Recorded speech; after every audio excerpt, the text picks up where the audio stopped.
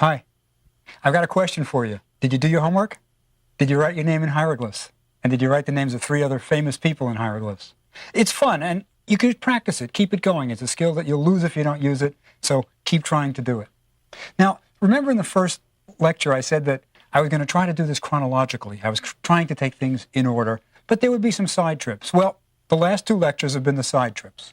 We've done Napoleon in Egypt, and the discovery of the Rosetta Stone, and then a little bit about how the Rosetta Stone led to decipherment, and something about Egyptian language. Well, I want to return to the chronological approach now. I want to go back to early Egypt. Now, remember we did prehistoric times, 700,000 years and 30 minutes. I want to come now to historic times, the very beginnings of writing in Egypt. And what we're going to discuss today is one document, the first historical document in the world, the Narmer palette. And we're going to use this document to see a few things about Egyptian civilization. One is we'll see the political setup with a king as the divine ruler of Egypt. And we'll also see why having such a political setup will enable Egypt to do great things.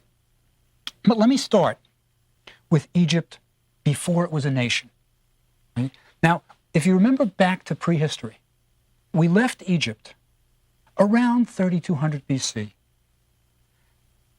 A Nile Valley civilization, populated by little villages, maybe 150 people here, 150 people here, perhaps 2,000 in all. We're not sure exactly the numbers.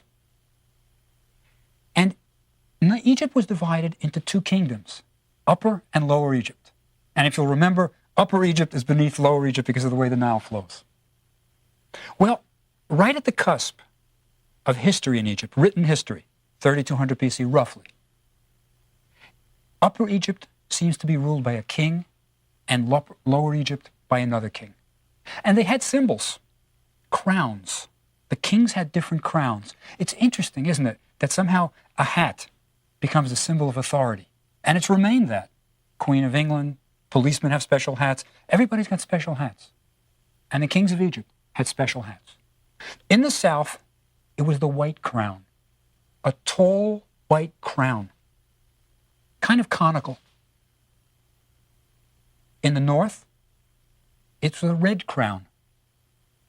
It's a shorter crown, has a little peak at the back, a little feather curling up in the front.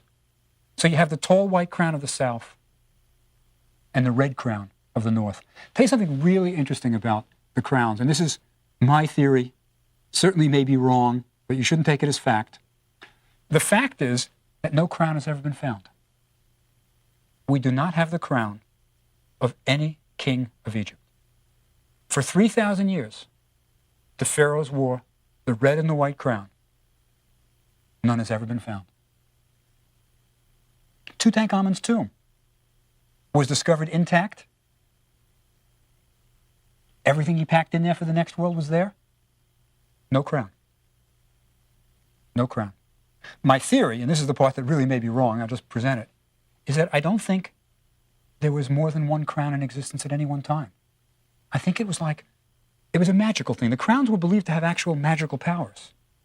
And I think it was the one thing that when a pharaoh died, he couldn't take with him to the next world.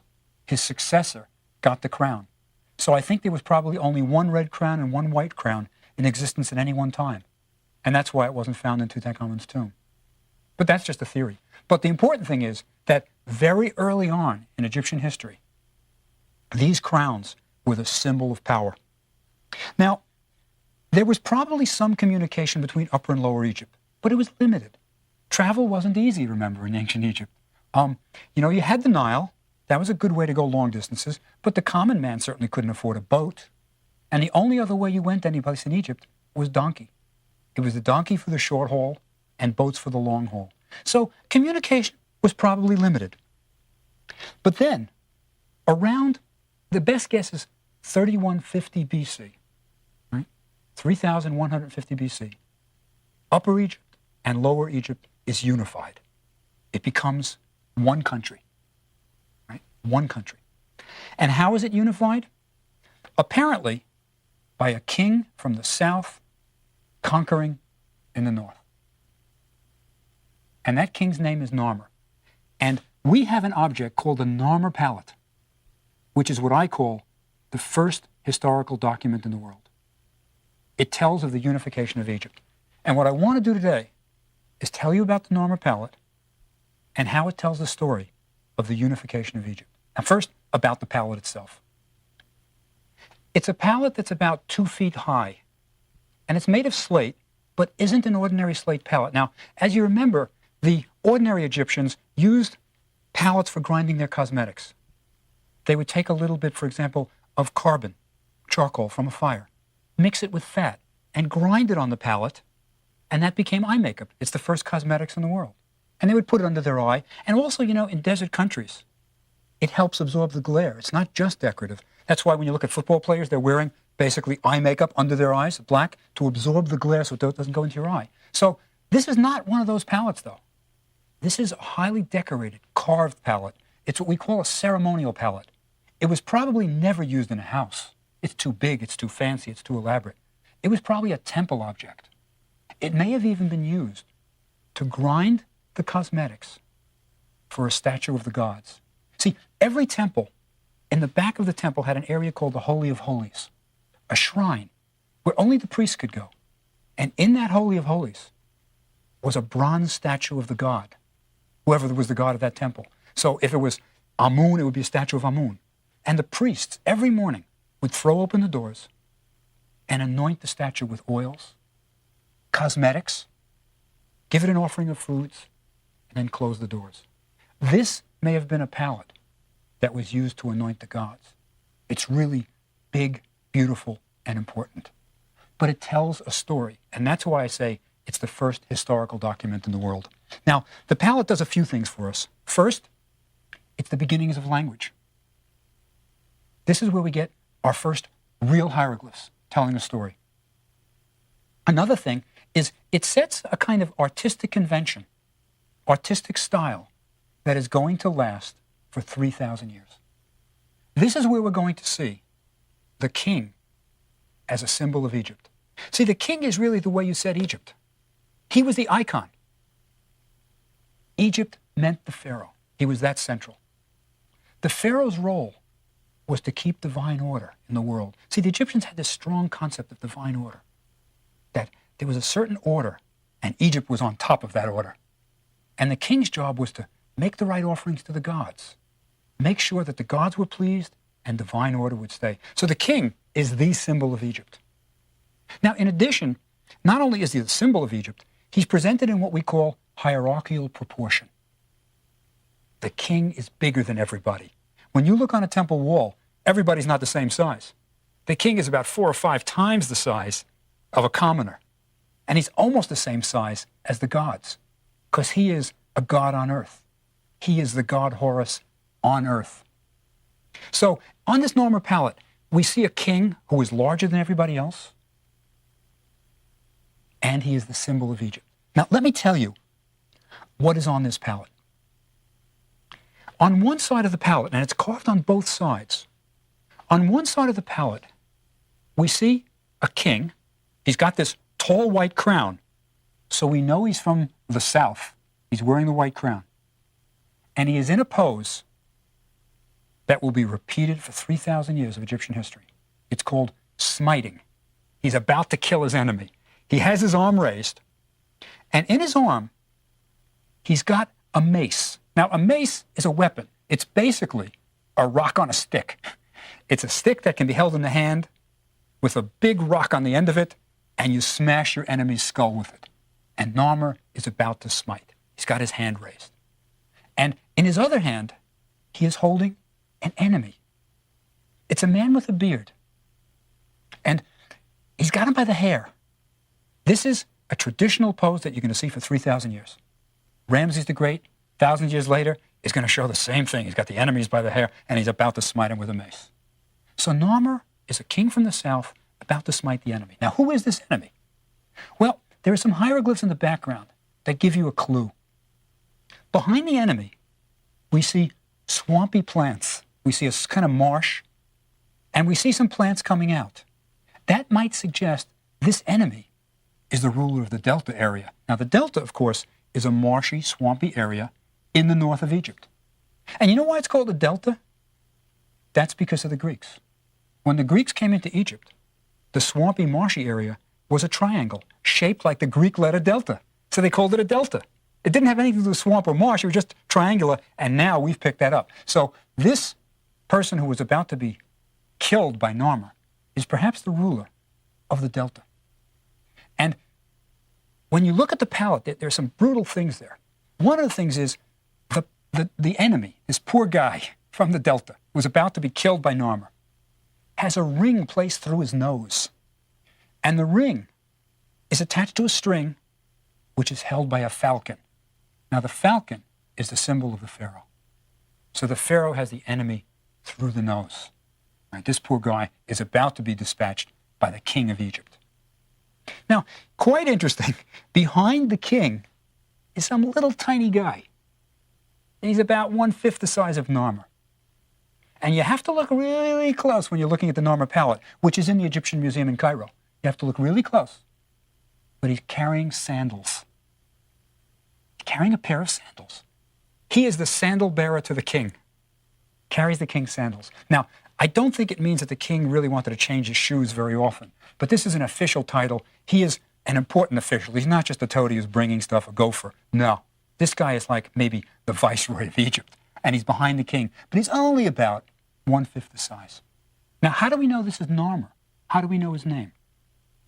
At the top, very top of the palette, is a rectangle. Now, that rectangle is called in Egyptian a serech. It's a rectangle that represents the palace. This is where the king lived.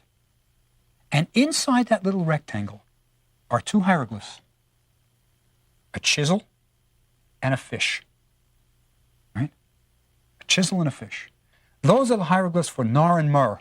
Right? Chisel is Mer, fish is Nar. And that's how we know his name. Who's in the palace? Who's in the rectangle? Narmer. This is the first name we have of a king of Egypt. Narmer is almost certainly the first king of Egypt. And he writes his name in this palace facade, right? A serach. So we've got Narmer, the beginnings of hieroglyphs, and we've got him smiting the enemy from the delta. And if you look at the bottom of the palette, that side, you'll see enemies who are kind of almost look like they're swimming. They've probably been killed maybe, or they're trying to flee, something like that. They look just like the guy who's got this nose ring through him, you know, this poor guy. But Narmer is about to conquer these guys. Now, an important thing to notice also on the palette, if you stare at it in the Egyptian Museum in Cairo, is that the palette has everybody standing on registers. There's like a line beneath the feet. This is another artistic tradition. You don't just let them float around.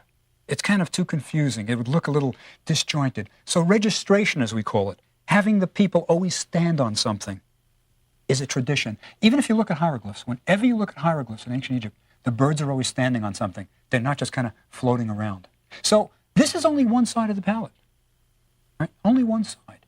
But it's telling a big story. If you look very closely at Narmer, you'll see something really neat. He's wearing a belt. He's got a kind of girdle around him, you know? And that's some sort of official garment. He is wearing some official garment. And if you look very closely at the little figure, this guy is kind of hunched over, and he's holding his shoulder.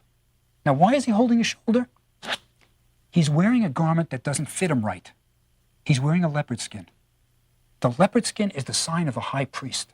So he's also the vizier of Egypt probably, and a high priest. And for another 3,000 years, this leopard skin is going to be the sign of the high priest. So think about it. You know, a leopard skin is not a form-fitting garment. He's got to hold it. He's hunched over. It's not very comfortable, but this is something that's going to be a tradition. And there's one other thing if you look at this little guy. He's got a little necklace on. And what that necklace is probably his seal of authority. It's a cylinder seal that was rolled out in clay to stamp his name when he had to do official things for the king. So we've got Narmer, and he's already got an official behind him. And he's conquering this poor delta guy. But that's only one side of the palette. On the other side, we have the conclusion of the story. We've got what happens. Now, what we have at the end, on the other side, is King Narmer, but he's not wearing the white crown anymore. He's wearing the red crown, the short red crown. He has conquered the north, and now is the king of Upper and Lower Egypt. It's the unification of Egypt. And from Narmer on, the pharaoh will wear what we call the double crown. He will wear a crown which is a composite of both the red and the white. It'll be the tall white, and in front of it will be the short red one. That is the sign that the king is the king of both Upper and Lower Egypt. So Narmer is the first uniter of Egypt, and Egypt becomes the first nation in history. That is a first. Now, but that's not all the palette tells us. If you look beneath or near Narmer, there is a procession going on. There are little people, and they're holding poles, and on top of the poles are little symbols of their areas where they come from. They're marching in procession, and they are marching towards people who are lying down, have their hands tied behind their backs, and their heads have been cut off. These are the vanquished. Narmer has won, and he's cut off the heads of the enemy. And we've got our little vizier, the little guy, following behind. Now, beneath Narmer, though, are two fantastic animals. They don't exist in real life. They look kind of like panthers or leopards with very long legs, very long necks like a giraffe. And the necks are intertwined. They're somehow uniting these two panthers. And I think that may be the symbol of the unification of Egypt. The intertwined necks is Upper and Lower Egypt being joined together. And beneath them is a fortress, a walled city of some sort. Big crenellations on the top, you know, the bumps that archers like stay behind? And that wall is being broken down by a bull. The bull will also become a symbol of Narmer. Narmer has come to the delta, a fortified city, broken down the walls, killed the king of the north, taken the enemies, and he is now in control. So Narmer becomes the first pharaoh of the first dynasty. He is sometimes also called Menes, by the way. The general theory is that Narmer and Menes, there are different kings lists, are the same one. They are each the first king of the first dynasty. Now, why is the Narmer palette so important? Let me tell you one curious thing about it, that it's again, my personal theory, and it's kind of strange, but I think it might be right. If you look very closely at the hieroglyphs and the images that are drawn on the Narmer palette, and I've spent hours standing in the Egyptian Museum looking at it. I've looked at enlarged photos of it. I think you also will be convinced, as I am, that the Narmer palette was carved by two different people. One side is carved by one person, and one side is carved by the other. Now, why do I say that?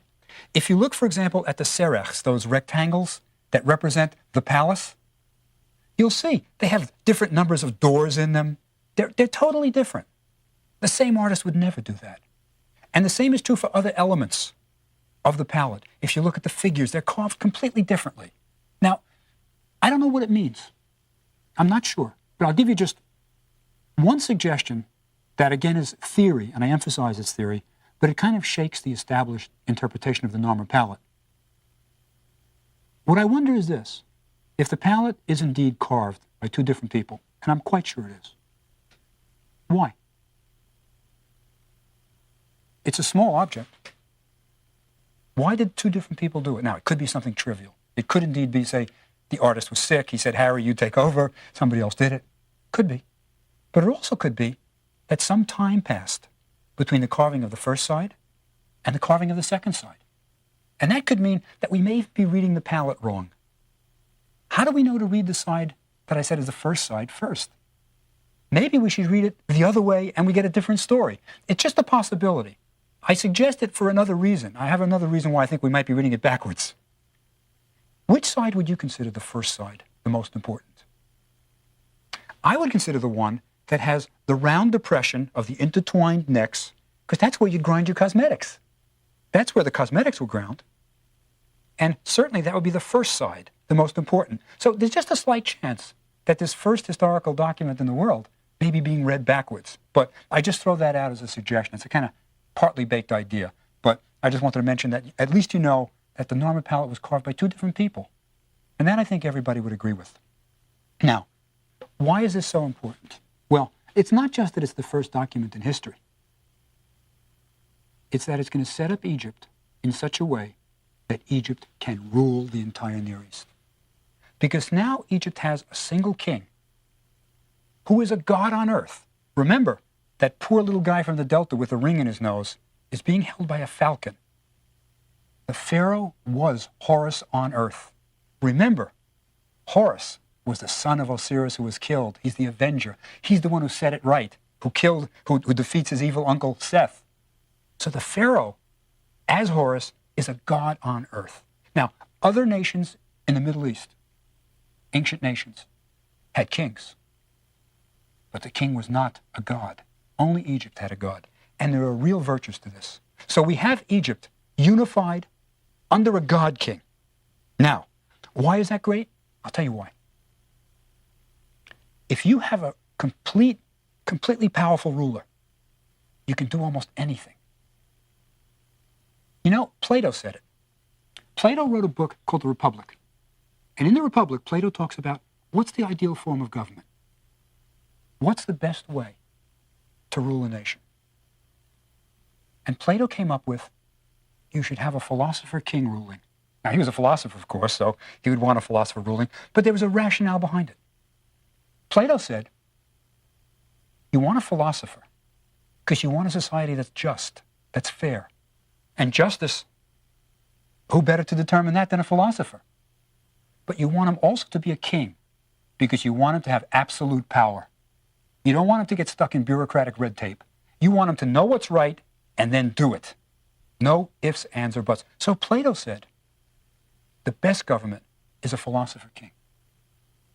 Thomas Hobbes, the political philosopher, said much later that the ideal form of government is a monarch, a king. Now, he, of course, was English under a king, but the idea was that without a ruler with real absolute power, we'd live in a state of jungle. We'd be killing each other. So what we do, he said, is we give up our rights so that we're safe. We have a monarch who will rule us and tell us what to do. So this notion that the best government is an absolute ruler may really come out of Egypt. Now, with a king who is a god, the absolute ruler, you can do great things. And let me tell you about what Egypt could do because they had a Narmer, somebody unifying Egypt, and they'd have it for 3,000 years. First, you can build a standing army. You can say, we need an army. You, let's go. And that's it. You've got a god king, you don't discuss it. With a standing army, you can march out, conquer other lands. And by the way, there is a pottery fragment with Narmer's name on it, all the way in the Sinai, near Palestine, actually. That may mean that Narmer took the army outside of Egypt. Who knows? It's just a fragment, doesn't mean that much, but it suggests we've got kind of an expansionist viewpoint now. You can have an army. But more important than an army, much more important, you can marshal the resources of a country by fiat. You say it and it's done. And you can get great things done. And let me say exactly what I mean by that. Irrigation ditches. Now, if you remember, Herodotus, our Greek tourist, said that Egypt is the gift of the Nile. What he meant was that the rich topsoil is deposited during inundation. Now, let me describe inundation for you as the Egyptians saw it. First, understand that inundation, when the Nile rose and overflowed its banks, was not viewed as a natural phenomenon. The Egyptians did not know the source of the Nile. As a matter of fact, we didn't know the source of the Nile until the middle of the 19th century. That's why you had guys like Burton and Speke exploring, and Bruce going in search of the source of the Nile. Now, the main cause of inundation is the monsoon season in Ethiopia. The waters torrent down, pour into the Nile, and as the Nile flows northward, you get two Niles joining at Khartoum, the White and the Blue Nile. Now, think about what the Egyptians saw during inundation. First, the Nile turned red. Now, it turned red because it was carrying with it the topsoil, the rich red soil, from Ethiopia, northward. So first it turns red. Then it turns green. That's the slower moving vegetation coming from the south. The topsoil moves quickly, it's small, it's suspended in the water. The vegetation is floating on top. turns green, then it rises 30 feet. It must have been a magical event.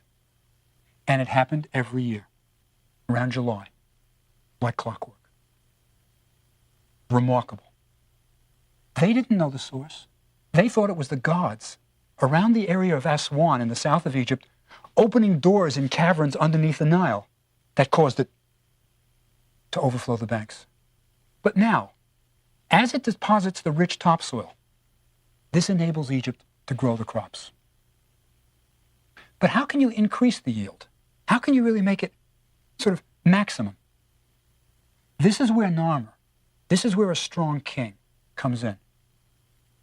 He can marshal the entire forces of Egypt for work projects that are to the benefit of all the Egyptians.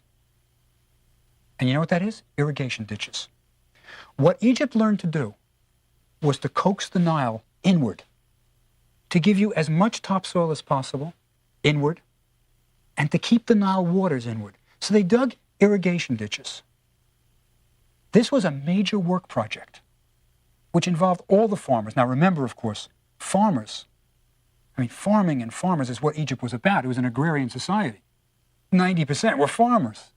So you take all the farmers and you say, it's time to get ready. The inundation is coming. The priest astronomers knew when it was coming. And you start digging the irrigation ditches so that when the floods come and it overflows the banks, it'll bring the water inland and you've got fields and fields to irrigate. That's what you can do if you have a powerful, centralized government. So Egypt is the first nation in history with a powerful, centralized government. You know, Egypt will have times when the government collapses, when horrible things happen. We call them intermediate periods. We don't even know. They're dark ages. But they will always go back to a pharaoh, a god king as the ruler, because that was the government they knew that worked. That's what they thought was part of divine order. Divine order involved centralized government with a pharaoh telling everyone what to do. That's partly why the Narmer palette is so important. Now, one other thing. If you can get people together for working for the public good, what else can you do besides irrigation ditches? Right? Now, the answer is build pyramids. You see, the skills, there is a reason why it's Egypt that builds pyramids and not the other countries. You had a strong centralized government with a tradition of marshaling manpower. And remember, the Egyptians did not use beasts of burden very well. When you hauled big blocks of stone, it was with people, not animals. The only use they really used animals for beasts of burden was for plowing. That's the first use of domesticated animals. But when it came to big blocks moving stones, we have pictures of them moving huge statues. And it's lots of guys hauling on ropes that are doing it. So if you don't have beasts of burden, it's manpower that you need. And this strong centralized government is going to do it for you. You can say, okay, we're going to do this. So I think that what made Egypt capable of building pyramids is really two things. One is they had this strong centralized government with a king at the head, but they also had this tradition of public work projects where they were told to do things for the good, for the benefit of all. And once they could do that, it was a short hop to the building of the pyramids of Egypt. It would take just a few hundred years from Narmer's conquest of ancient Egypt, for unifying it, coming from the south, defeating the king of the north, and wearing the double crown. In a few hundred years, Egypt would be building the Great Pyramid of Egypt. But that's a story for next time. So I'll see you next time. Thank you.